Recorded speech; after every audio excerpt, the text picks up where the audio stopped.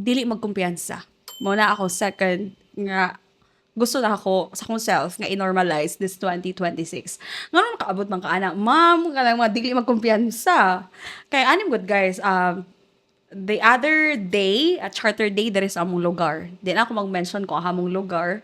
And then, to cut the story short and long, oh my gosh, shit, shout out again. Kanang nagtanong mig soccer ato kay ganahan kay mig soccer sa balay kay akong manghod si Chofi katong bata pa na siya kanang pangarap niya mga soccer player. So ginasuportahan gid mo siya hayang mga games nga to the point gyud nga itong elementary siya nag-eskwela man to siya sa public school transfer gyud siya atong private school para maka-train lang og soccer. So ginasuportahan namo na siya dula dito sa Del Monte o bisag aha pa nga lugar na agad may cheer for our kapatid. So nabot na tong Sunday nag-adto mi soccer nga makarelate man ming tanan ako kung mga manghod. So, tanaw mi.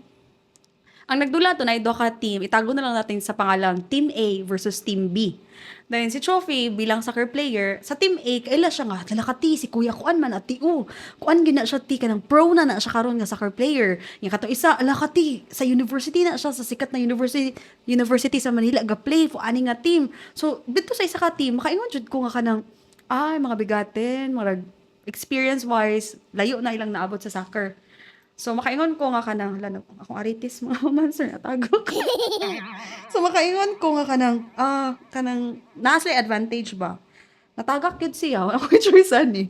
So, dito dayon sa sa pikas nga team, wala kay na-mention si Trophy nga mga bigati na player. Mura bitaw kung sa soccer, pag ni kanang kung sa kanang every 2 years lang nga soccer, nga kanang World Cup. Kung sa World Cup pa ni, dito sa Team A na doon silang Messi, silang Cristiano Ronaldo, di ko sure kung makarelate mo, soccer na sila nga mga player, football player. So, dito din sa Pikas is normal lang gid sila, mga normal, mga basic lang gid sila nga mga persons nga soccer player. Pero sulit kay lang team, kay murag everydays lang ga-practice, kay naara man sila sa community lang. Ano ko nga alam, murag underdog ni sila si Team B. Then, nangligid ang mga minuto, hantod hapit na nahuman, mga less than 2 minutes na lang. Og sa dihang, ang Team A nga, akong gina-consider nga na advantage, naka-own goal sila nga mga ma'am and sir. Kung may tag-own goal, punto na sa Pikas. So, nahimog 1-0. Nang sakit bitaw kayo nga, gipugan gid ninyo, grabe inyong laban, pila ka minuto.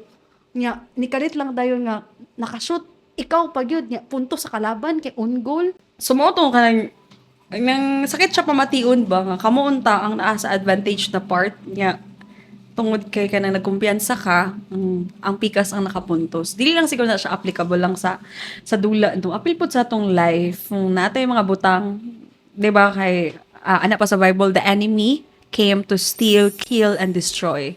So natay mga butang nga kanang kabalo gid nga mao gitong plano sa Ginoo para sa kuha nga kabalo jud ko kana siya nga promotion is para sa kuha kana siya nga work para sa kuha or sa love life kana siya nga tao is feeling mo para sa imuha.